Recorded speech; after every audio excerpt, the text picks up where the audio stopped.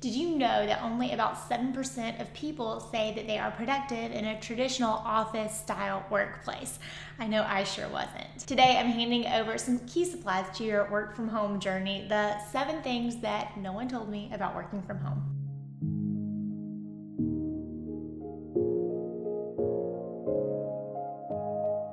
Hey y'all, welcome to episode 59 on the Ashlyn Writes channel. My name is Ashlyn and I'm a conversion copywriter for creative entrepreneurs just like you. Now, when I made that transition from about 6 years of working in a corporate and agency style setting to working on my own, both as a copywriter and as a calligrapher and stationer, oh my gosh, it was magical. Now, I do want to say here, I am the first to wax poetic about corporate life and what it taught me. I'm not going to bash it. I really think it served a great purpose and I loved it. But those were the days when unpredictable interruptions, like my boss constantly pinging me, asking how the project I was trying to get done for her was going, office politics, and crazy Atlanta traffic that took up at least an hour of my day. All of those things commandeered my schedule and my time. I have found that I thrive not just working for myself, but also working from home. But it does come with its own unique set of challenges and issues. So as I dig into these are just the 7 things that I wish somebody had given me a little bit of a heads up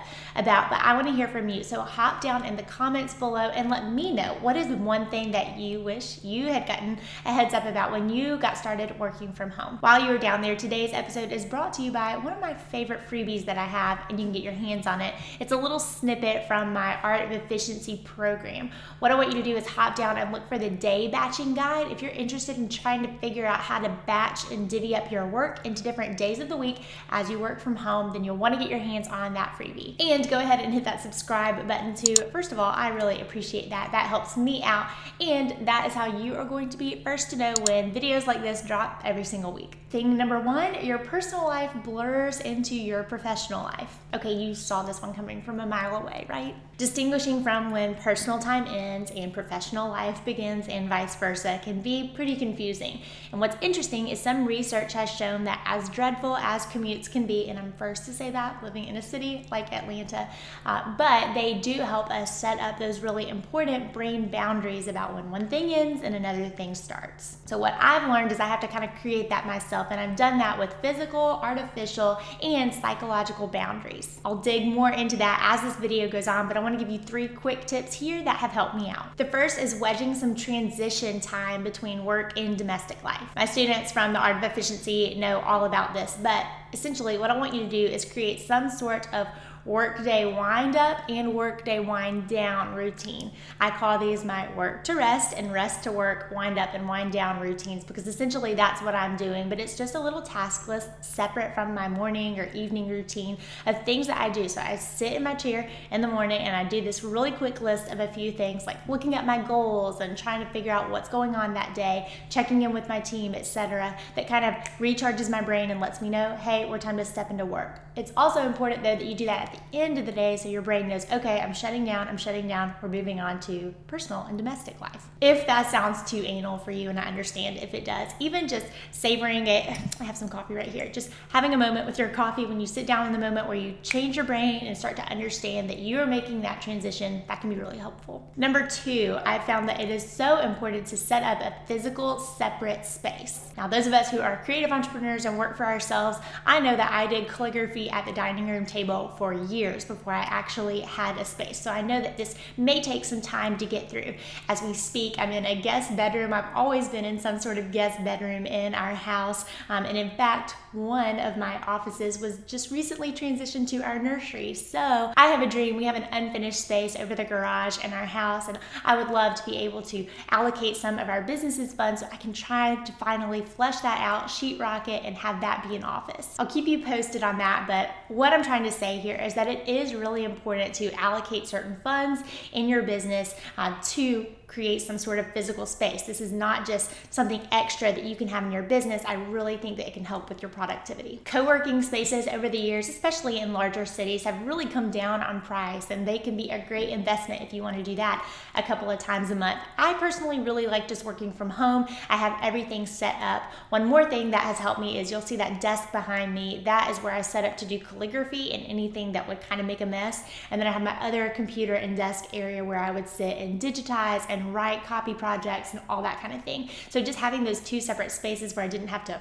pull out all my stuff every single time I needed to work on a project, that was really helpful for me. You'll also want to remember to talk to your CPA about this, especially if you do physically work from home. There are some great tax incentives and things that they can help you with to make sure you're getting the most bang for your buck. Tip number 3 that's helped here is really acting like I'm at work. Let me explain. I think that you'll understand when you do work from home, if you don't already, is that all of those little interruptions during the day add up. This is a very silly story, but my husband and I went on a trip out to Napa, and we knew going out there that we were going to join a wine club. We love drinking wine, and we wanted to continue our trip and bring it home in some capacity. And so we joined a wine club, which means we get a shipment. Now, the doorbell rings all the time here. I think it's just Amazon delivery packages, so on and so forth. Well, one time I got so annoyed that the wine delivery was here because the guy rang the doorbell and I was in the middle of a project. And that is when I knew I have a little bit of an anal problem with this, but I needed to figure it out. So what I've decided is when I'm at work, and I'm not gonna get up 100 times and go to the door if I'm in the middle of a project that takes up a lot of brain space, or if I'm on a call, that kind of thing. I've also tried to communicate to my family, my mom and my sister, that when I'm at work, and I can't really just answer calls throughout the day unless I have a little pocket of time. Setting up do not disturb on my phone just during a certain chunk of hours during the day, maybe 9 to 12. That's been helpful as well. I don't want to sound too crazy with this one, but I think maybe you can understand if you do work from home. The dings and the laundry going off and the doorbell, all of these kind of things can be distracting sometimes when you're really trying to focus on getting something done, so these things have helped. Before I move on to number 2, the flip side of this is that wellness is a little bit easier to tackle when you do work from home. For example, I have a prayer that I say sometimes during the week before I sit down to start working. You can also get up and go for walks during the day. You can take a power nap if you need to. You can work when you want to, when it works best for your schedule. I think that productivity is something that so many creative entrepreneurs like us start to get into because we realize that we really just want to get in, get our work done, and move on with the rest of our day. Just because we can work at 11 p.m. at night, which maybe when you work best, doesn't mean you always want to work then. Thing number 2 that nobody told me is that you really need to put in time to get set up. Back to the office thing that I was just talking about, these are going to bleed into each other a little bit, but I can't stress how important it is to spend time and money making sure your space is set up, from your tools to your software and your hardware. One of my favorite things about working in a corporate setting was that whenever my computer freaked out, I could just raise my hand and ask the IT guy to come help me out. But when I work for myself, there's no IT guy, and I've totally messed up on this one. These things aren't just nice to have, they are fun to pick out, but I think that they're paramount to feeling legit and like a functioning office. I think I could write an entire blog post about little tools and nerdy organizational things I have found that have made my life working from home a lot easier. Like I said, don't forget that software and hardware comes into play with this. Here's a pro tip learned from me because I completely messed up one time. I was leading a webinar and had hundreds of people tuning in and my Wi-Fi blinked. Well, in that moment, everybody lost connection. So what I have learned is to always have an Ethernet cable ready in my office. Being able to have that on hand, I can just plug in at a moment's notice if Wi-Fi or my hotspot is freaking out that day, has saved me more times than I can count. I'll give you one more quick tip here. It's been helpful during my monthly duty day, which is a video that I've created as well, giving you a how-to with that workflow, but having a trigger on there where I know restock the printer ink and restock the printer paper, that kind of thing. I can put it in Amazon, order it really quick, and make sure that I always have my supplies on hand. The number 3 thing that nobody told me about working from home is that it's a whole lot easier to get in your head. If I spend too much time getting in my head, I'm really susceptible to feeling down about myself. Also, working as a creative entrepreneur, you've probably experienced this, but it's so important that we look at people enough to kind of see what the industry is doing and have a gauge on it. But we also need to pull away from that so we don't let other people's work influence our own body of work. So I've struggled with this in the past, but I've combated this with 3 things that have really helped. First of all, is being in a mastermind. This was tremendous for me for having people speak truth into my business that I trusted.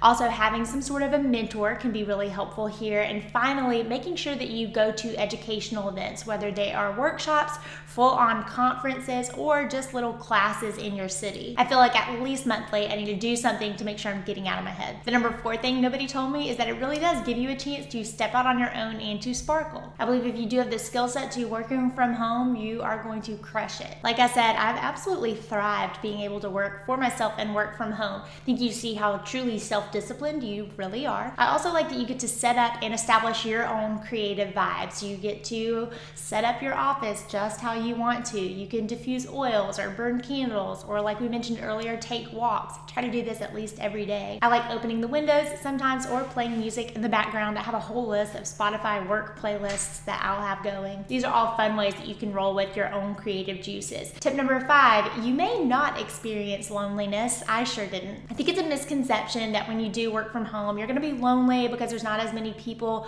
around, but I didn't experience this at all. If anything, working for myself and being in this digital world with social media and constantly being able to chat and talk to people if I wanted to, having email up all the time, not to mention being able to hop on client calls and customer and student calls, really filled my day with a lot of interactions with people. So I found that at the end of the day, I was just as tired and worn out from all of the extroversion energy as when I did work in an office space. I don't know, it's just my opinion here, but I think that you may find that the community of other people that work from home and are willing to talk about it and make sure that you don't feel so lonely, that community may be a little bigger than you think. Tip number 6, nobody told me, is that you will maybe miss a couple of things that you got with your commute, but truly maybe just a couple. Namely, I found that my commute time every day was fantastic for making sure I was plowing through my podcast list or any audiobooks that I wanted to listen to. I also found that that car time was superb for giving people a ring that I wanted to chat with, be it my mom or my grandfathers or friends. So moving to working from home, I lost that big chunk of time that I was getting things like that done. I've mentioned walks a couple of times, but trying to go on a walk during my lunch break, so to speak, or before or after work with my headphones has been a good time to listen to podcasts, and I need to make time to call people as well. This was just something that I didn't see coming. And finally, number 7, just because you're closer to healthier food doesn't always mean you're going to eat it. Raise your hand if you have found crumbs in your keyboard before because you've eaten your lunch over your keys. Done that, and I've had guac and chips more times than I can count for lunch. Honestly, I'm still working on this one, but I've found that it's helpful to find a couple blogs that you trust. 2 in particular that have been really helpful for me are Sarah Adler at Simply Real Health and Kelly McNella's at Family Freezer Meals. Their blogs and even their Pinterest feeds have been helpful for me for coming up with ideas of things I can meal prep on Sunday and have ready to eat during the week. Related to this, proximity to health food doesn't just mean you're going to eat it, but also watch your proximity to a couch and 2 cute cuddly dogs. I'm serious here. In my first couple of years of working for myself, I totally would get distracted on days where I was really tired, having the couch so close, and that little power nap very quickly turned into a much longer hour nap. So just wanted to say that if that is a distraction for you, you're not alone. Also, maybe that's why I wasn't so lonely. Don't forget to pop down below and grab that day batching guide freebie. I hope that that download helps you out. And also, while you're down there, let me know something that you wish you knew when you went to work from home. If you'd be so kind to hit that like button below, that helps me out too. And hit subscribe so I can see you back next week with an all new training.